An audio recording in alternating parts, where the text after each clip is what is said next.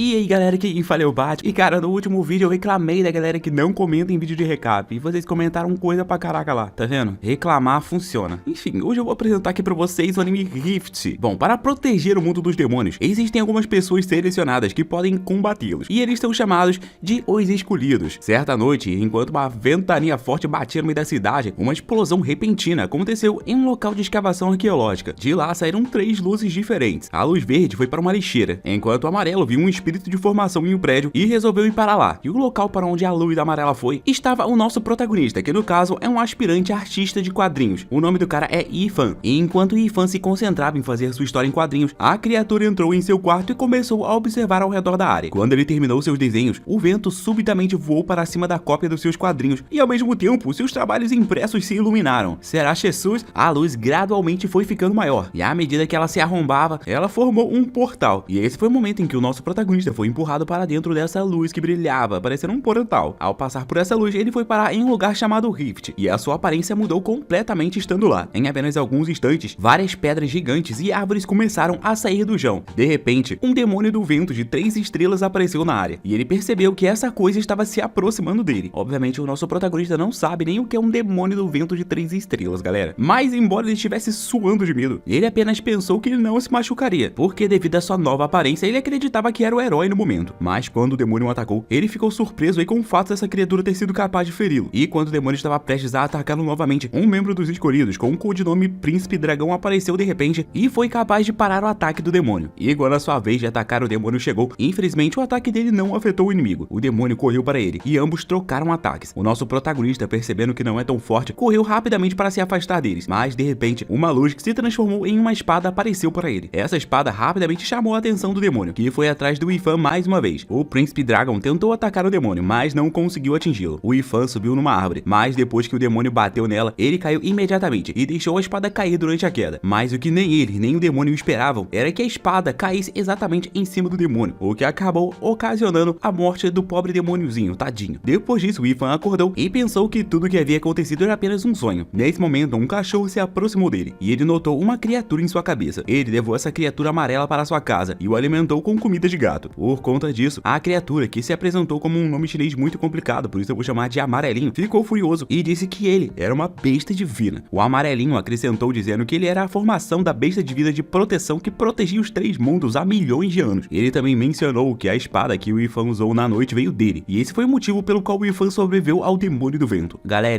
nota aqui especial pra vocês. Os caras chamam os demônios de demônio do vento, e eu não sei nenhum motivo por isso, mano. Eles não usam magia de vento, nem nada do vento, mas é demônio do vento. E depois dessa explicação aí sobre a espada, o nosso protagonista se lembrou da espada que o Amarelinho tava falando. E esse foi o momento em que o Amarelinho foi lá e disse que o nosso protagonista agora é membro oficial dos Escolhidos, aqueles que devem caçar os demônios do vento. E seguindo com uma surra de explicação, o Amarelinho explicou que os Escolhidos são as pessoas que podem ver monstros demoníacos e feras espirituais que as pessoas comuns não conseguem ver. E agora, o dever do nosso protagonista é ir até as fendas que se abrem aleatoriamente e derrotar os demônios do vento, para que esses inimigos não prejudiquem os 3 mundos. E o nosso protagonista não fazia nem mesmo ideia que o aplicativo dos Escolhidos já havia sido instalado em seu telefone sem nem mesmo ele ver. Esse era o aplicativo que os membros dos Escolhidos estavam usando para se comunicar e receber anúncios sobre batalhas, pessoas novas, tudo que é tipo de informações sobre os Escolhidos. O aplicativo também criou automaticamente a própria conta de Ethan, e o seu nome de conta era Night Sword. E por esse aplicativo ter sido instalado sem nem mesmo ele ver, o nosso protagonista acaba não conhecendo as leis dos Escolhidos, que foi mostrada aí no aplicativo um por um. Enquanto isso, os outros membros desse aplicativo estavam se comunicando, e eles estavam falando sobre o demônio de 3 estrelas que foi derrotado outra noite. Eles viram um novo membro com o nome de usuário de Espada da Noite, e eles também descobriram que essa pessoa novata derrotou sozinho um demônio de 3 estrelas. Por causa disso, o Hang se lembrou de repente o que aconteceu naquela noite, e por conta disso, o Night Sword rapidamente se tornou famoso por ter derrotado o demônio de 3 estrelas do vento, embora ele fosse apenas um novato. Ele imediatamente conquistou muitos fãs, e o seu nome se tornou bastante comentado. Mas no momento em que eles estavam falando sobre o Night Sword, o Ethan estava cometendo vários erros da rua, erros esses que eram contra a lei dos Escolhidos. Os outros membros também puderam ver isso no aplicativo e riram da cara dele. Depois de alguns instantes, eles viram a decisão dos idosos sobre as violações do Ethan, e todos ficaram surpresos com o fato dele ser o Espada da Noite que eles estavam falando, sendo que o cara é mó retardado por conta dos seus erros. O Ethan foi convocado ao Ministério das Relações Exteriores para ele ser informado aí sobre as suas violações e ser punido. Ele estava na frente dos 3 funcionários aí que comandam o aplicativo e todo o sistema aí dos espíritos,